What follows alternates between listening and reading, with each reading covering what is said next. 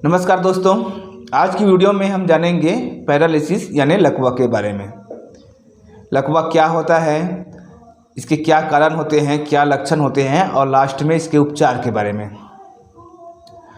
तो आइए वीडियो शुरू करते हैं। वीडियो शुरू करने से पहले यदि अभी तक आप लोगों ने हमारे चैनल को सब्सक्राइब नहीं किया है तो चैनल को सब्सक्राइब कर लें और घंटी वाले बटन पर भी क्लिक कर दें ताकि हमारे आने वाले वीडियो की नोटिफिकेशन आप लोगों को मिलती रहे।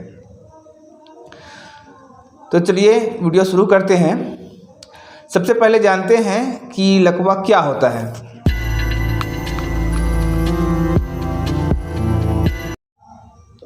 जब हमारा शरीर का कोई भी अंग अचानक काम करना बंद कर देता है, उसमें कमजोरी आ जाती है, उसमें शून्यपन आ जाती है, तो उस कंडीशन को हम लकवा कहते हैं।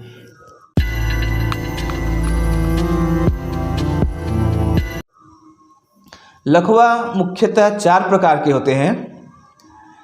एक होता है मोनोप्लेजिया। यदि शरीर के किसी एक लिम्ब, एक हाथ या एक पैर में यदि लकवा हो जाए तो उसको बोलते हैं मोनोप्लेजिया। दूसरा होता है हेमीप्लेजिया। यदि शरीर के एक भाग में, एक पैर और एक हाथ या चेहरे का एक तरफ इसमें लकवा हो जाए तो उसको बोलते हैं हेमीप्लेजिया। तीसरा होता है पैराप्लेजिया। यदि केवल दोनों पैरों में लकवा हो जाए तो उसको बोलते हैं पैराप्लेजिया। यदि चारों लिम्स में लकवा हो जाए, जैसे कि दोनों हाथ और दोनों पैरों में लकवा हो जाए, तो उसको बोलते हैं क्वाड्राप्लेजिया। इसके अलावा एक और होता है चेहरे का लकवा, जिसे बेल्स पाल्सी बोलते हैं। यह भी मोनोप्लेजिया के अंतर्गत ही आ जाता है। इसमें चेहरे के एक साइड में लकवा हो जाता है, जिसके कारण से पलक ढंग से बंद नहीं हो पाता, मुंह टेढ़ा हो जाता है, तो उसको बोलते हैं बेल्स पाल्सी।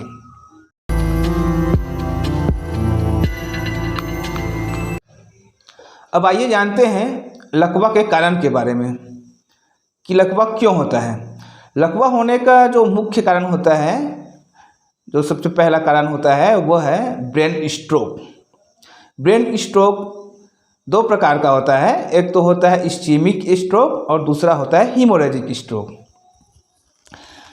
इस्चेमिक स्ट्रोक मतलब जो हमारी खून की जो नली है, जो ब्रेन तक ब्लड पहुंचाती है, ब्रेन की जो खून की नसें होती है, उसमें किसी प्रकार का ब्लॉकेज आ जाता है, जैसे थ्रोम्बोसिस या एम्बोलिज्म वगैरह हो जाता है, जिसके कारण से ब्रेन के किसी पार्ट में ब्लड सप्लाई नहीं हो पाती और वहाँ की जो कोशिकाएं हैं वो डेड हो जाती है, तो इसको बोलते हैं इस्चेमिक स्ट्रोक। दूसरा है हीमोरेजिक स्ट्रोक।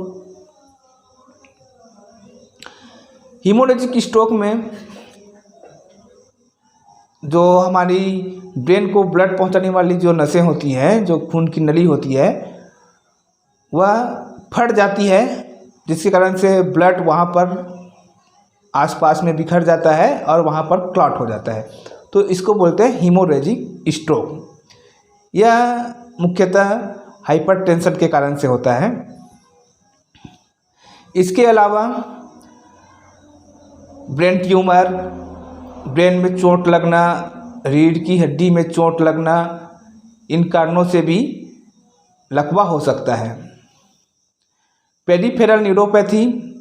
पेरिफेरल न्यूरोपैथी एक प्रकार की बीमारी है जिसमें जो हमारे जो नर्व्स हैं, जो तंत्रिकाएं हैं, उसमें इन्फ्लामेशन हो जाता है, जो डायबिटीज़, एल्कोहल, विटामिन डिफिशिएंसी इत्यादि कारणों से होता है, तो इस कारण से भी लकवा हो सकता है। लकवा के जो जोखिम वाले कारक हैं, जिसकी वजह से लकवा होने की संभावना ज़्यादा होती है, उसमें है तंबाकू का सेवन, शराब का सेवन, अत्यधिक मोटापा, हाइपरटेंशन, डायबिटीज़, इन कारणों से लकवा होने की संभावना अधिक होती है। लकवा होने से पहले हमारे शरीर में कुछ संकेत दिखाई पड़ते हैं, जैसे कि जुबान लड़खड़ाने लगेगा, पलक फड़कने लगेगा, नसों में या हाथ पैरों में कमजोरी सी महसूस होने लगती है, तो ऐसा यदि आपको लगता है तो तुरंत आप हॉस्पिटल जाएं, अपने जो न्यूरोलॉजिस्ट है उसको दिखाएं, सीटी स्कैन करवाएं, जिससे आपको पता चल जाएगा कि इसका कारण क्या है। तो अगर लकवा होने की संभावना हो तो उस वक्त अगर तुरंत इलाज हो जाए तो लकवे से बचा जा सकता है। लकवा यदि हो जाए किसी को तो उसमें जिस पार्ट में लकवा होता है, जैसे कि हाथ में हो गया या पैर में हो गया, तो उस अंग में कमजोरी आ जाती है, झुनझुनी होती है, सुन्नपन हो जाता है, फिर धीरे धीरे वह अंग काम करना बंद कर देता है। जो पैराप्लेजिया है उसमें दोनों पैर काम करना बंद कर देता है। चेहरे का लकवा है उसमें मुंह टेढ़ा हो जाता है, मुंह के साथ साथ जीभ के आधे भाग में भी लकवा हो जाता है। आँख का जो पलक है वो ढंग से बंद नहीं हो पाता, मरीज को निगलने में तकलीफ़ होती है, वो मरीज खाना नहीं खा पाता, उसको फिर लिक्विड डाइट देना पड़ता है। यदि लंबे समय तक किसी को लकवे की बीमारी हो, यदि वह बिस्तर से उठ नहीं पा रहा है, तो इस कारण से मरीज में बिस्तरी घाव हो जाता है। दिन भर लेटे रहने से बिस्तरी घाव या जिसे बेड सोर भी कहते हैं वो हो जाता है। तो ऐसे मरीज जो हमेशा बिस्तर में पड़े रहते हैं तो उनको विशेष देखभाल की आवश्यकता होती है। उनको बार बार करवट बदलना पड़ता है, पीठ की मालिश करनी पड़ती है।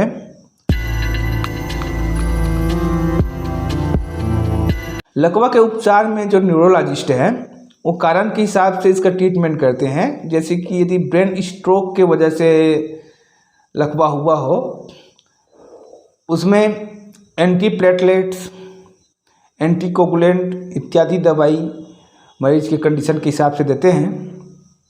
नसों में यदि कमजोरी आ गई हो तो उसके लिए फिर न्यूरोट्रॉपिक ड्रग्स जैसे कि न्यूरोकाइन गोल्ड, ट्राइनिडोसाल एच, इल्डरविट 12 इत्यादि इंजेक्शन मरीज को लगाए जाते हैं। साथ में जिस अंग में लकवा हुआ है उसका एक्सरसाइज करना बहुत ज़रूरी होता है। कुछ कंडीशन में मरीज को फिजियोथेरेपी भी कराते हैं। साथ में विशेष देखभाल करना पड़ता है। आयुर्वेदिक उपचार में लकवा में जो दवाई दी जाती है उसमें है रसराज रस, एकांगवीर रस, महावात विध्वंसक रस, महारसनादि काढ़ा, लहसुन कुचला और मकरध्वज का इंजेक्शन एक एक दिन के अंतराल में अल्टरनेट दिया जाता है। साथ में मालिश करने के लिए श्री गोपाल तेल, नारायण तेल, प्रसारणी तेल इत्यादि तेल से मालिश की जाती है।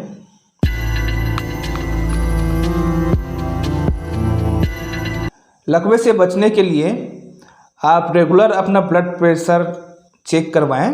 यदि आप ब्लड प्रेशर की दवाई खाते हैं तो रेगुलर आप दवाई खाएं, अपना शुगर लेवल मेंटेन रखें, धूम्रपान शराब का सेवन कम करें। यदि आपका वज़न है तो वज़न को कम करें, दुर्घटनाओं से बचें, हेलमेट का प्रयोग करें और साथ में अच्छी जो विटामिन्स मिनरल्स वाली जो डाइट है वो लीजिए। तो इन सब से लकवे से कुछ हद तक बचा जा सकता है। तो आज की वीडियो में बस इतना ही।